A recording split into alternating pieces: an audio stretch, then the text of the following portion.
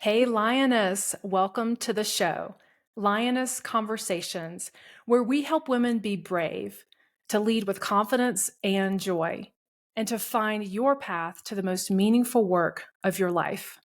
I'm your host, Jen Porter, leadership and empowerment coach for ambitious and heart-centered women. Today, we have a very special guest, Erin Foote Morgan. Erin is the owner of FM Civic, a public affairs and strategic communications firm based in the Pacific Northwest that focuses on community impact initiatives. Erin, welcome to the show. Thank you so much, Jen. I'm thrilled to be here. So, Erin, you and I go back about a year or so, Yeah. and our lives intersected in Mm-hmm. a really unexpected way They that did. we couldn't plan for, but I'm Mm-hmm. so thankful it happened.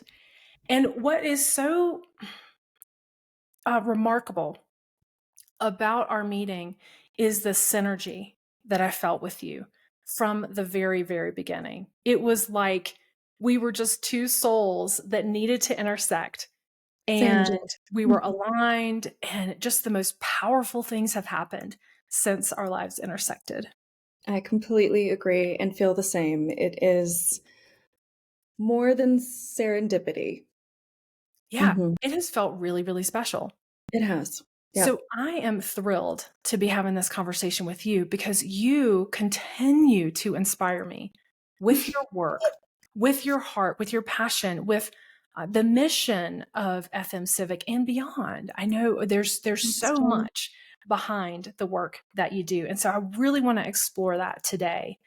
So if you could start with telling us a little bit about, like, where did this passion for community and for Mm-hmm. prosperity for all, Mm-hmm. when you look back on your life, what do you remember about sort of the beginning seeds of that? Yeah. Well, I've been involved in politics and communications for forever and just felt this strong pull towards community-oriented work since I was 14, young kid. But it wasn't until the last few years, maybe 10 years ago that I felt that I needed to answer a question for myself. What is my mission? What is it that I feel like is the most important work for me to be doing in our community, in the world, and not having an answer to that question.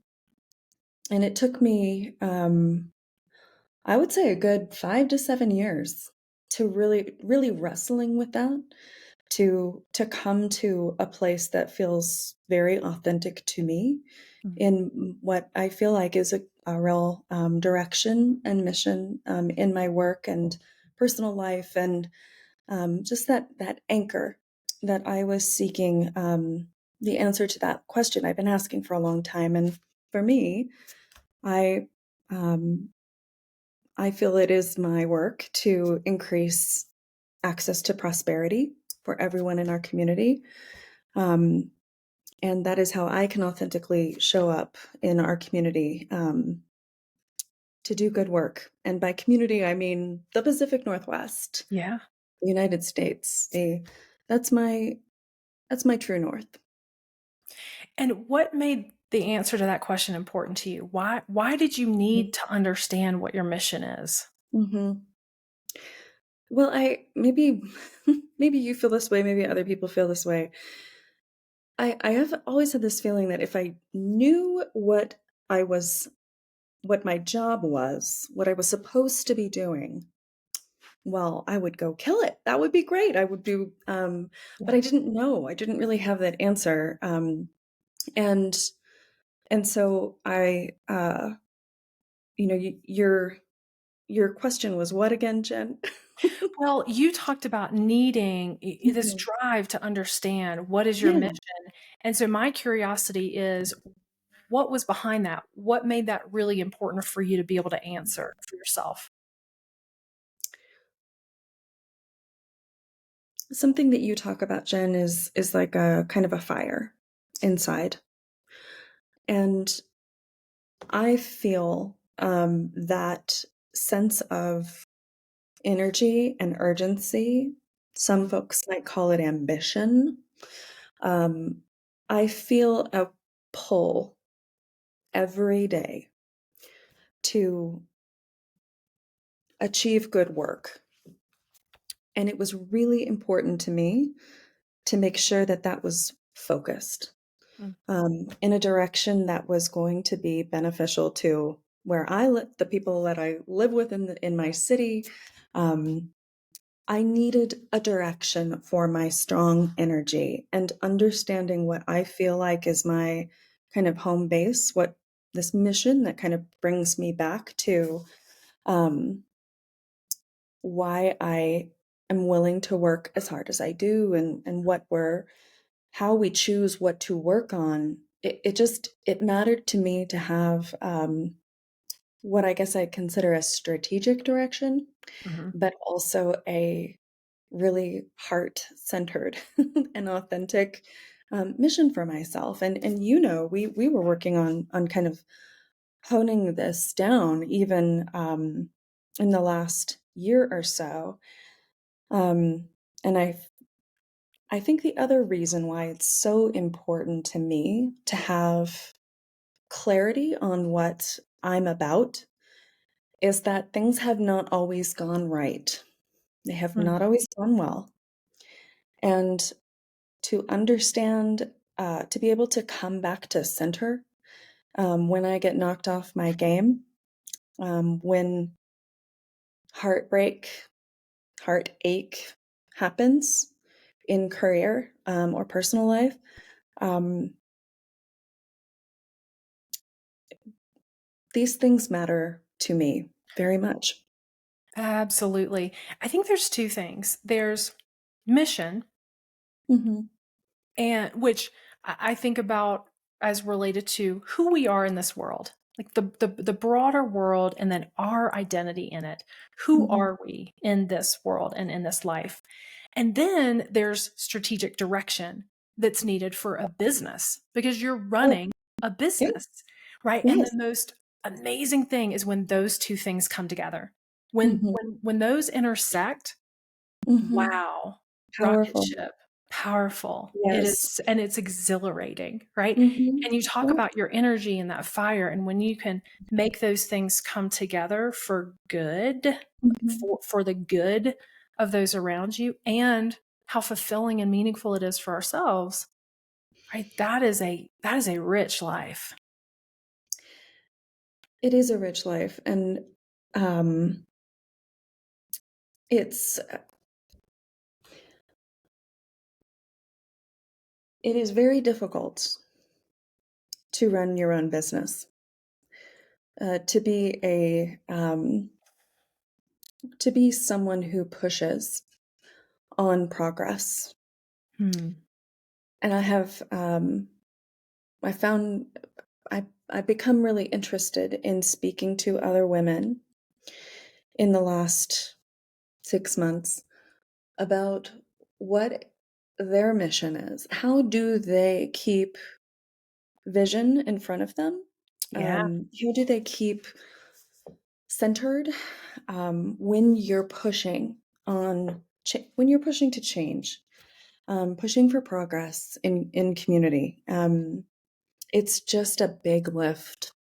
And I've become really curious about what other women are thinking of and feeling as they do that work. Um, Reached out and had a lot of conversations, and it's been really, really interesting. Found so much of the same themes from that I have found um, of just kind of needing to dig deep to kind of keep filling the well somehow internally. Um, and yeah, it's pretty inspiring to hear what other women what their fuel is to keep going. I love that you're sharing this and exploring this in community. That's so beautiful. There's a lot of things that I want to unpack in what you said. Number one, pushing for progress. That's a Hmm. really interesting phrase. Hmm. Do you see that as a tagline for the work that you do? How do you feel about that phrase, pushing for progress? You're such a thinker, Jen. I love it. it is something that you'd find in a LinkedIn paragraph about me, that Mhm. we work to escalate or accelerate progress in Yeah. community on the hardest issues: housing, transportation, equitable engagement in civic decision making. Um, but I have never, I don't, I tend to feel a little leery of words like pushing. Mhm. Um, I don't, sometimes folks will use words to describe me that don't feel right. And maybe other women have this experience too. You're so passionate. Um, I've been tracking your advocacy. Okay. Um, and I don't like these phrases for myself. They are kind of suggest that these things are abnormal or Mm. extra. Mm. Um, and that has never been what any of the work that I do has felt like to me. Yeah. It has felt, I feel like, working on significant community issues, bringing people together to find broadly supported solutions, and promoting those together. Um, it's just the way we do the work of making our communities more functional, Mm. better for Mhm. everyone. Just that sense of progress that isn't about being pushing or forcing others to change. It's about just making things better for a little bit better every generation. I feel that inside myself is sort of that's the driving force for me. Is It's not about forcing others to change. It's not about seismic shifts. It's about,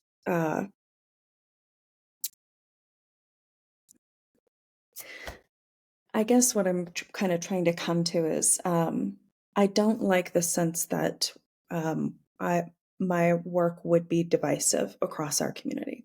Mhm. I think that's why I land on kind of the mission of like access to prosperity being the value that works for me. Yeah. Um, come from Alaska, where we are. It's a little different there. There's a different sense of self sufficiency, and like community is just a little feels a little different there. And for me, I tend to bring. I think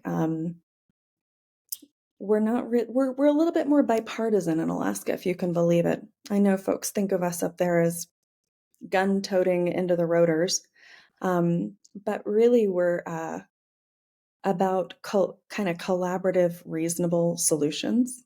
Okay. And that's how I feel about the work that we do in Mm. community. We're finding those projects that support everyone across the community, that are not about pushing for change, but about transforming the circumstances that allow folks then to access new opportunity, and ensuring that that's available to everyone, and removing the barriers Yeah. that have been in place for a very long time to prevent people from accessing prosperity. What are some of the most important projects and areas of focus for you in FM Civic? Thanks, Jen, for asking. We are the projects that I tend to focus on in both work and personal life are projects like housing, eh, access to housing that is available, affordable. Yeah. So we're needing to increase the number of houses in our community so that everyone can find a place that works for them. Mhm. When you have that foundational resource, you have a home, you can do so much with that. And just the ability to fund your education, the ability to invest in your kids, Yeah. changes so much when folks have access to a home they can afford.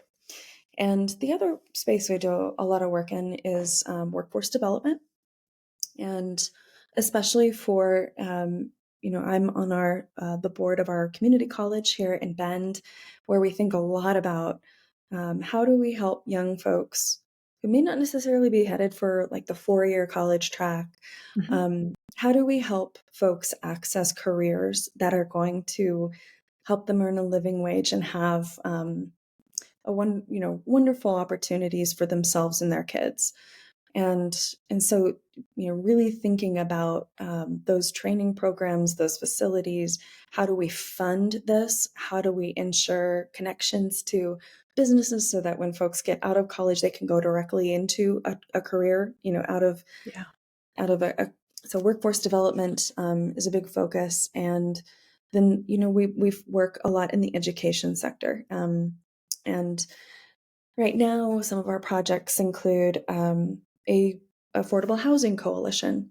So brought together 30 organizations, including unions, businesses, nonprofits, uh, builders, both big production builders and small affordable housing builders, to think together what solutions do they all agree on that we can bring to local governments and say, let's put these into practice, and this will increase access to housing.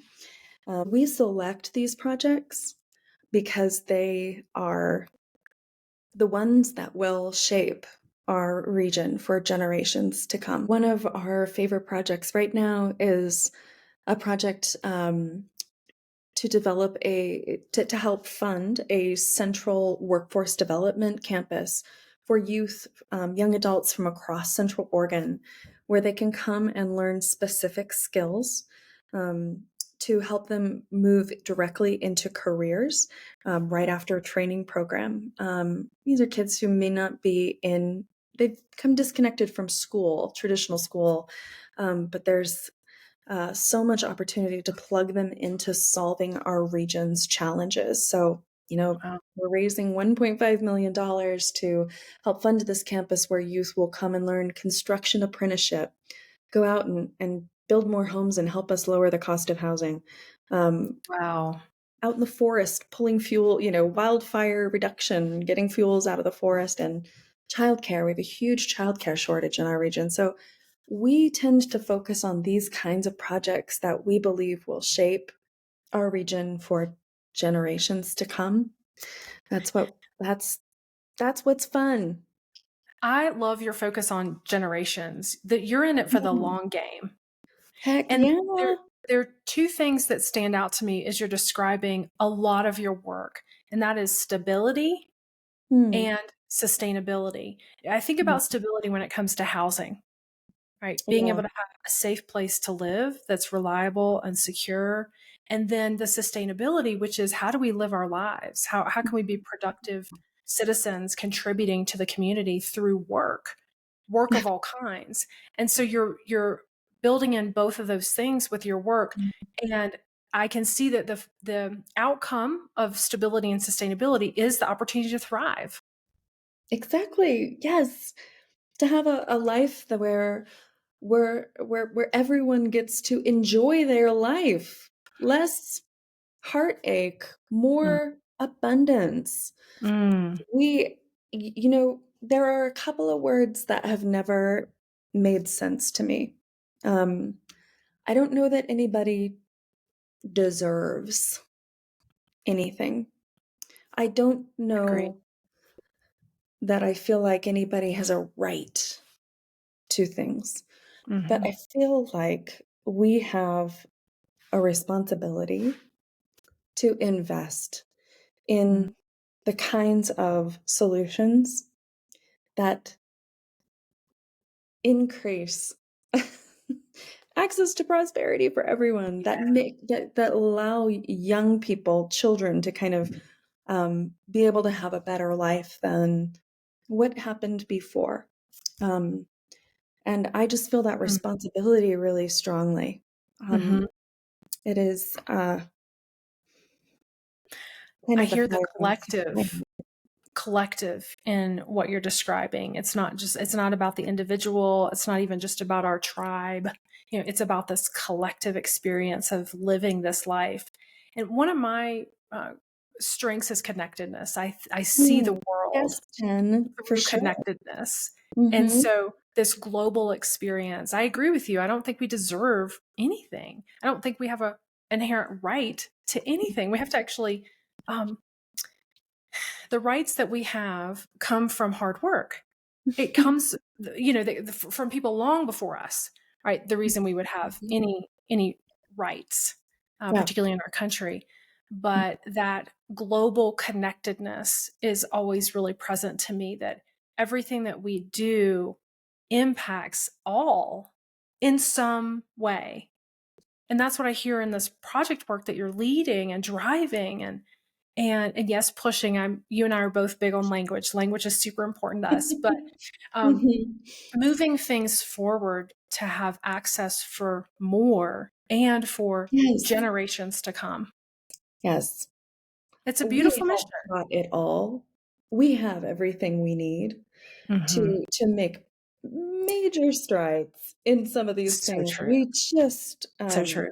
have to be brave enough to do And it's both. aligning those resources, right, Mhm. appropriately, Yeah. because they're there.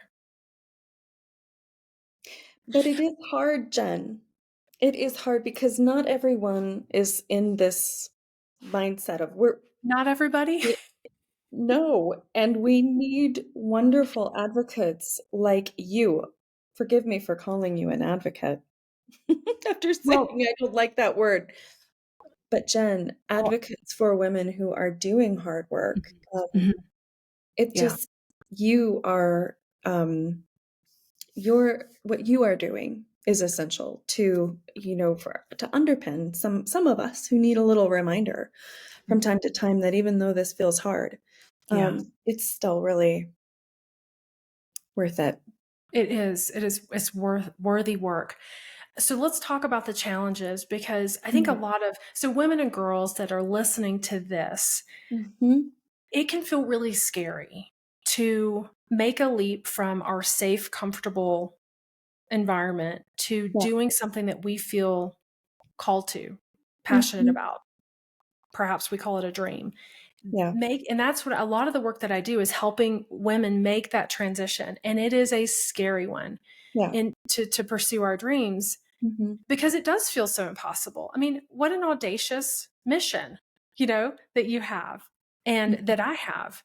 And yet it's making a difference, right? Mhm. So I think it's important for us to talk about the challenges, Hmm. because you didn't just arrive here one day. This was a lot of work, years and years of work, and overcoming things, both Mhm.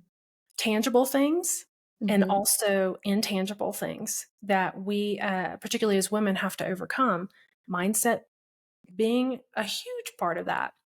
What are some of the challenges that you have faced Mhm. over the years Mhm. that you've had to persevere through? Hmm. Well, where to start, Jen? Um, in my own career, I made a decision in my early 20s to become a journalist right before we realized that the bottom was going to fall out of that industry. Okay. And so I had kind of a bit of an urgency in kind of in my career that I knew I was going to need to be able to reinvent myself a little Hmm. bit. Um, and for me, that meant exploring things like teaching, at the community college level, being a writer, you know, being the editor of just other Yeah. options. And so, you're asking about what are some of the hard things. Um, I feel like I didn't choose necessarily to take a path that led me to owning my own business and working on these issues, I feel like I had some nudges along the way, just because the first career I chose ended up not working as well as I had hoped it would. Okay. Should have been a lawyer, dang it. Yep. And so I had to kind of reinvent myself. So I um, started my first business when in 2012, 2013. And I was a political consultant Mm. and campaign manager. We ran most of the political campaigns in our region over a certain election cycle when in over that time, and that gave me a real understanding of the region in terms of just the political relationships and that sort of a thing, um, and then moving kind of, but that work doesn't pay real well, as most Okay. folks in politics will tell you. And so I moved into a role as the executive director of a nonprofit that was focused on community vision. What is the vision for our community in 2030? And how do we achieve it? And in that work, it ended up being very high profile. And I guess I'll say that about every job I've ever had. I feel like we all make mistakes in our work. We do. It's true. Um, it's how we learn and grow. Hopefully, Mhm. we have wonderful mentors there to help us contextualize those mistakes and learn how to, incorporate them into ourselves Well and said. grow from them. Mm. Um, a lot of the mistakes that I have made in my career have been very high profile, I think. I say mistakes. A lot of the decisions that I've made in my career have been very high profile, and there have been consequences to them. Okay. Clarify um, clarify that M Mhm. word. Mhm. So in that role, for instance, with that nonprofit, we were working on high profile issues like housing, transportation. And, when you step into a space where you can support the acceleration of progress, you sometimes are going to get burned because not everybody wants the same changes. Even if Yeah. you feel like you've done the work to find broadly supported solutions, not everybody is supportive of them.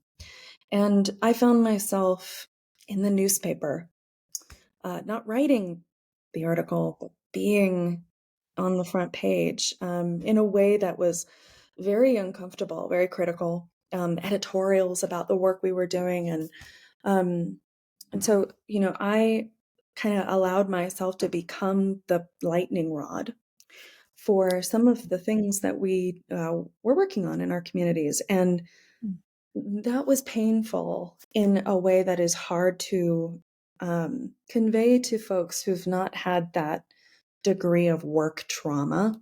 Okay. Jen, Yeah. if I was going to start a podcast, I think it would be Work Trauma is Real. Oh, yeah. Oh, yes. Very real. Mhm. Um, Yeah. but through, and so, and those kinds of experiences, I continue to do that kind of work even after leaving that nonprofit, going to work for another public affairs firm, and just continuing to kind of be in this zone of very high profile, very visible decision making, and not all of the community feeling that it was the work that we were doing was the right work for moving us forward. And it The just, yeah, the way tough. I hear that is it's almost a sacrifice that you were willing to take on in order to do that work. Do you see it that That, way? that makes me sound, very righteous. I But don't I know don't that think that's, anybody would choose yeah. that. No, I certainly You would didn't choose those choose. consequences, Mhm. and yet you were willing to face them in Mhm. order to still do good work. I've I've often thought about why in the world was I willing to keep entering that space? Why am I still Yeah. today Right? willing to keep stepping into this space of target on your back. Okay. Everyone sees your work and might pick it apart. And Mm, I think of it as like, you know, I'm not sure that anybody is really thrilled about like becoming a painter for the money, right? mhm. Or becoming a musician. You move to a big city and you pursue your dream. It is misery sometimes to Yeah. follow your heart Hmm. because it puts you through a lot of pain. Wow. Um, So but I true. honestly like folks who are truly like believe in there's nothing else that they could do besides be a painter, nothing else that they could do besides be a musician. I Mm, just feel like I am this is this community impact space is mhm. for better or worse, like in my heart, in my soul, in my skin. I'm stuck with it. It is and it will always for me just be about um trying to do it better, more Yeah. thoughtfully, more impactfully. And Erin, how yeah. fulfilling is it on the end end result of a project, right? It's like you Hmm. you pitch it, you Yeah. lead it, you get Mhm. support, you implement, you Yeah. see the benefits. How fulfilling is that on that side of it? It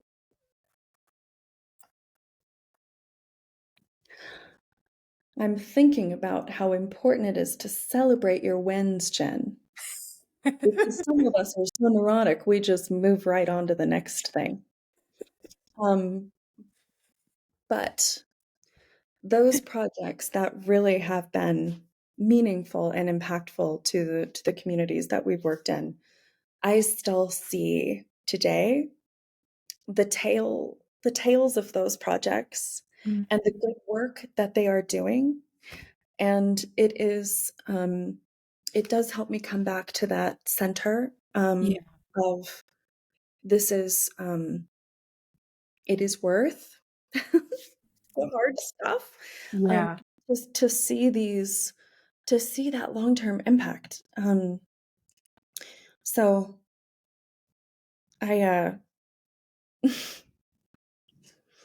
I tend Uh, to not take enough time to celebrate, but I do yes, and love seeing years after the long-term effects of a good project that led to good outcomes. well, Erin and I are sharing a little inside moment right now because I know a bit about Erin's work, and the you're right. Many of us are way too quick to move to the next Mhm. thing that we're going to kick off, and we don't pause Yeah. to truly acknowledge Mhm. the incredible work, blood, sweat, and tears that went into pulling that off. And with a team, right? To celebrate with a team who made it happen. Yes. And Yes. so there's something I believe that happens Mhm. within our soul when we stop to acknowledge our own effort. And it actually, I believe, is fuel for Hmm. the next thing that we do. We actually need the acknowledgement and the celebration, and we can do that for ourselves. We don't need anybody else to celebrate us. It's great if it happens, we're great, but to really acknowledge for ourselves how much we have poured out and to see Mhm. the impact, then that's like the fuel for the fire for the next thing. Yes, I work with a team, and we try to celebrate a lot. Whether it's just a burrito on Tuesday, like today, or um, drinks out or something special. I really try to build that in Mhm. to our work. And that has been certainly a learning over time that You it know, is fuel. It is so important. And I think it's yeah, easier with a team. don't you? Mhm. As opposed to for a solopreneur, you know, we're going to celebrate ourselves. I mean, we have to be more creative with how we're doing Mhm. that. But you know, I have a team, and I love to celebrate and acknowledge. But I also Yeah. have learned over the years how to stop and acknowledge and bring in the celebration, Mhm. even if it's just me or even with my besties, right? Like, I'm really proud of myself, guys. I did Yes, this thing, and it yes, it matters. it It does. does. Celebrate. We Yeah. Yep. Mhm. So I think it's also contagious. Other people see you celebrating, and then I think it Well, teaches other people to celebrate too. if we could just digress for one moment about the power of team. Yeah. Um, a lot of my life, I did, I think, I would often work with a lot of teams, but nowadays have a really, really powerful team, and that's where a lot of my focus goes, is Yeah. building this team into a crew that where there's just nothing we can't do. Our Mhm. focus is on moving to a national level around these kinds of impactful projects. And so really developing our team into this kind of elite force that's capable of Yes. entering into any challenge and sorting it out, making it happen. Um, and I I feel like I just want to acknowledge how grateful I am to have come to the point in my own work where I was ready to lead a team. I Mm. think, it's not to all of the managers and all of the folks out there, all of the women who are doing hard work and trying to figure out how to do that good work and also take care of your team and take care of your family, take care of all of these things. Yeah. It is not easy to know sometimes how to show up for your people. And um, I want to say out loud how dang grateful I am for all of the learnings that I have had about Mm. how to be supportive of a team. Um, it took a lot of sometimes some trials and errors, a lot of learning to come to the point where I feel like I feel ready and capable of honoring these folks that I work with now.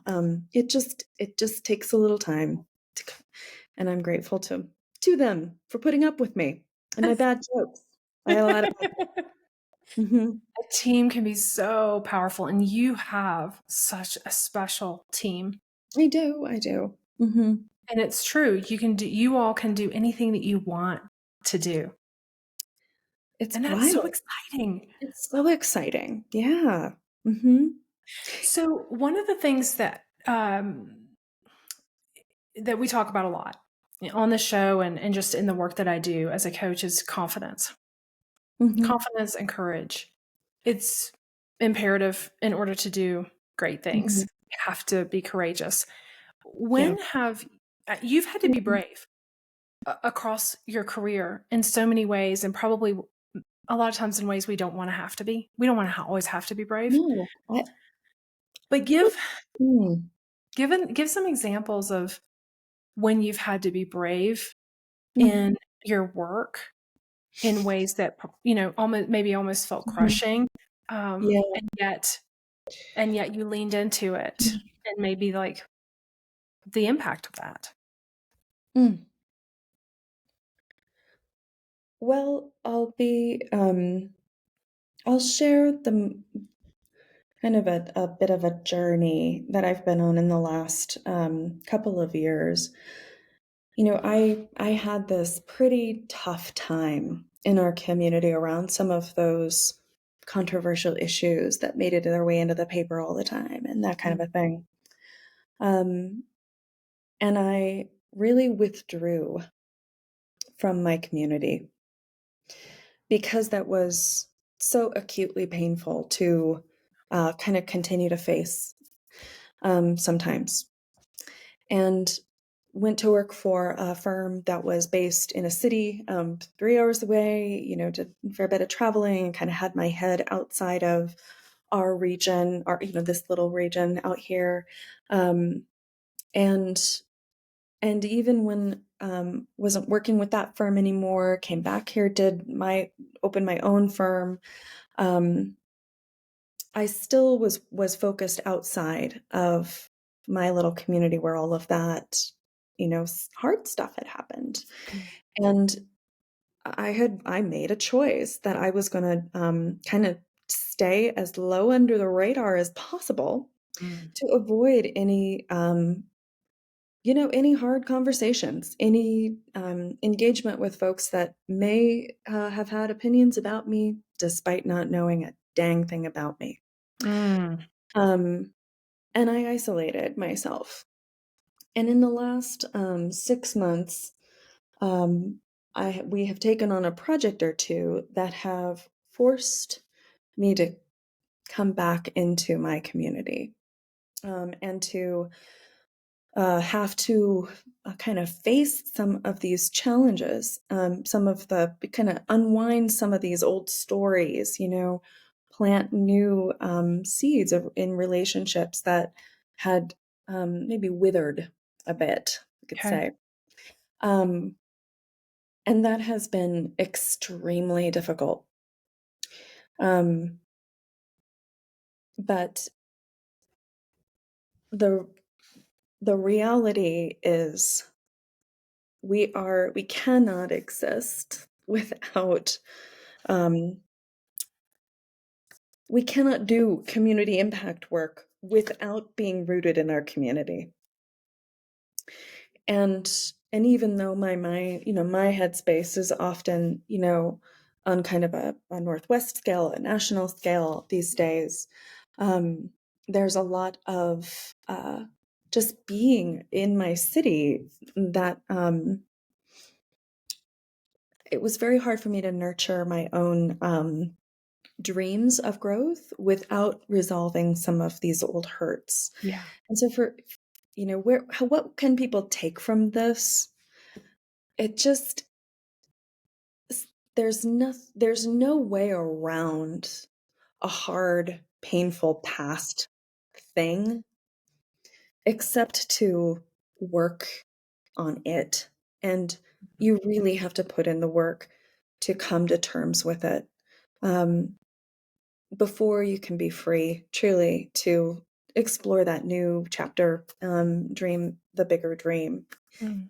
in my experience. Mhm. And since choosing to kind of lean back into community relationships, even though they are hard, I've just see this kind of flourishing of energy around my company and my um, family, and feel inside myself this greater sense of confidence that I always kind of had there. But Mm.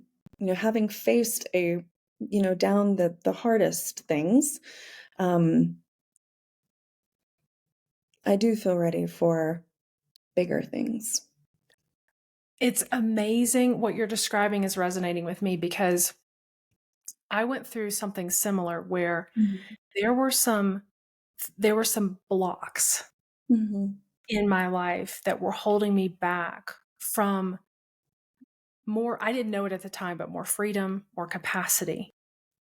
Yes. And when I confronted those things, which is incredibly painful, very awkward. Horrible. Misery. It's very, very tough. Seriously, Yeah, right? It's right. just excruciating. But when I Yes. confronted those things, on the other side of that was more joy, freedom, and my capacity Mhm. increased. My capacity for life and this work and Yes. relationships and people. Yes. A lot opened up for me after I did that. Yeah. And it sounds like the same for you because you talked about the freedom that came. Yes.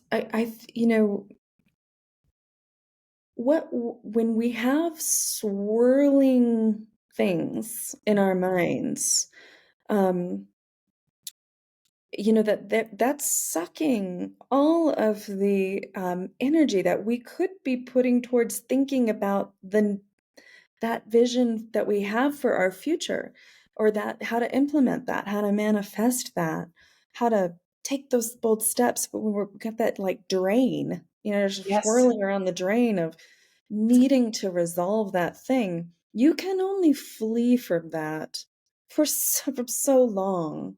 Maybe Mm. you get to move away from your city and put it behind you, or, move out of that job and never think of it again. You're lucky if you do. Well, and Most it's folks gonna don't. surface Right. somewhere Yeah, else. but it is definitely not an overnight process. So You've it's, done the work. well, thanks, Jen. I'm very grateful to have had an excellent partner in thinking about a lot of the hardest parts of that in you. So um, I never, be really honest, never considered myself as someone who would likely work with a coach. Mhm. Um, I, uh, I didn't think it was for me. And then I just couldn't get off that dime. I couldn't get to that next level of my own capacity because I was stuck on some of these little things and knew I was ready to finally move on, but just so having you said at the top of our call how we our paths crossed, and it just so amazing, the click right away, and I don't think I could have achieved this without without you. So Mm. thanks. It's such an honor. It really is. It is my life's work, to do this and empower women to Mm-hmm. to fulfill what they're made for. So it is my joy. The Lioness Mm-hmm. work that I'm Mm-hmm. doing, the Lioness Yep, yep, yep. Conversations and the Lioness Book Project and the programs that I'm Mhm. offering. Yep. Super important to me. And I don't think that women would identify themselves as a lioness. We don't typically call ourselves that, but Mhm. my work is to invite women into that identity, to see ourselves as lioness. And there's a lioness energy, there's a lioness confidence, there's a lioness grace that shows up, a feminine energy and strength. Mhm. When you think about your your work and your life, what are you doing when you find your roar? ROAR, your roar. What are you doing when you find yourself at that place of that energy is coming alive and you are just metaphorically roaring?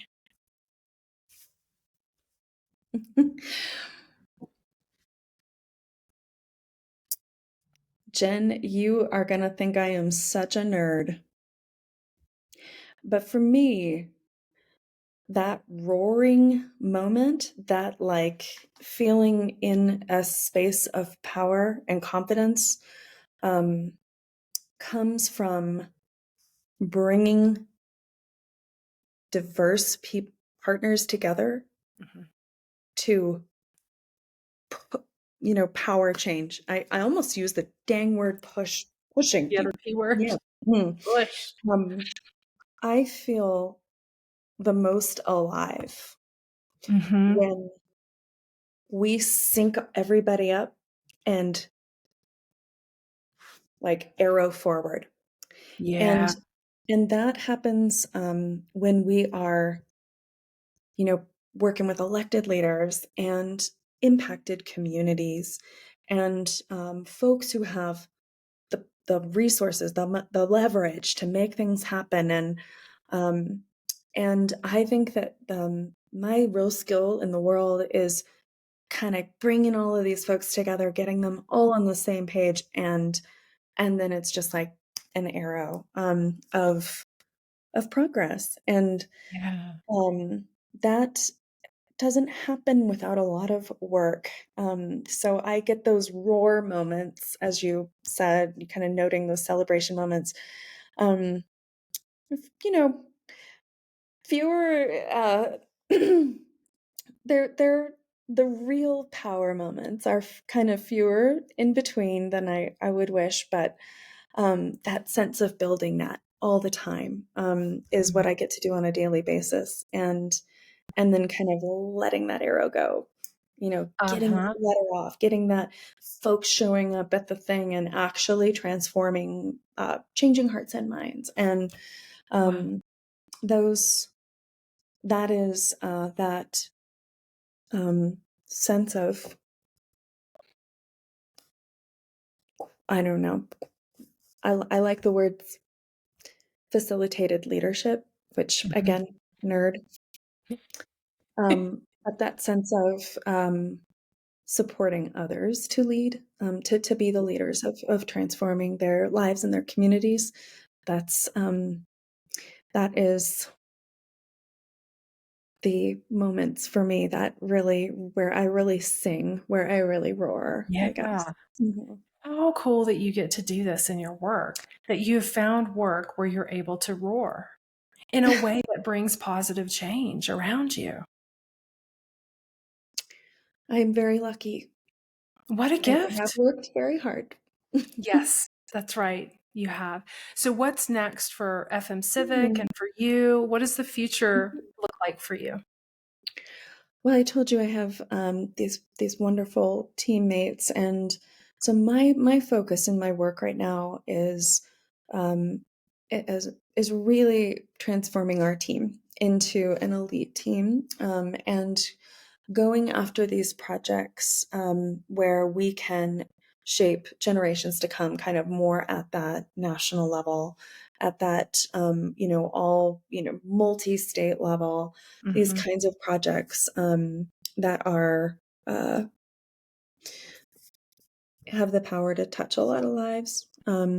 and take on those challenges at a even more upstream level. So I'm in builder mode. I'm not sure I'm never not in builder mode, growth mode. But we're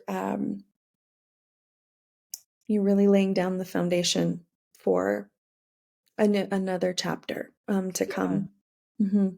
And if this is resonating with folks and they want to build with you, if they're Mm, curious, if they want to come mhm, alongside and be part of mm, some of this mhm, community impact initiative and um, maybe even partner, with you and your team, or maybe suggest mhm, some projects where they really want to see some impact.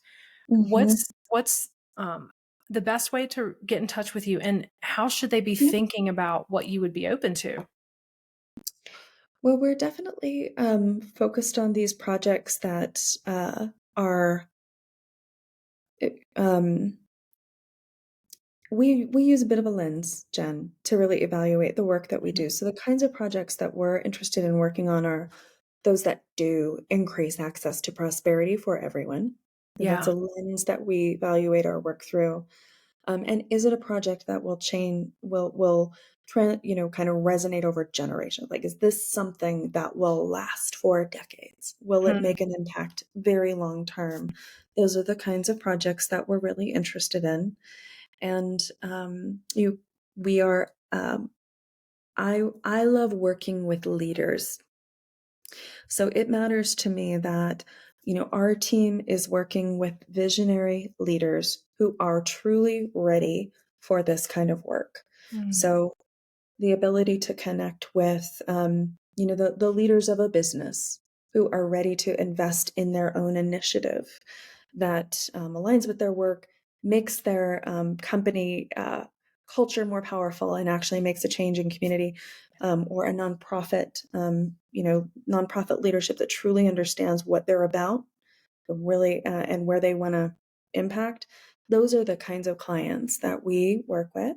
And you can find us at fmcivic.com or LinkedIn. I love LinkedIn messages. Yeah. So Erin Mhm. Foote Morgan on LinkedIn and Yep. fmcivic.com. .com. Yep. Erin, thank you so much for being Thank here. Thank you, you for sharing Jen. your story. I love hearing about you roaring, and that you're roaring in ways that have such positive impact in the community in the region and beyond. Thanks, Jen. It's beautiful. Thanks for seeing me, for letting me talk a little bit about my journey and my work. I feel extremely fortunate to have met you. I feel the same. So everybody find Erin and connect with her on LinkedIn. Check out what she's doing at FM Civic. And until next time, the lioness in me sees the lioness in you.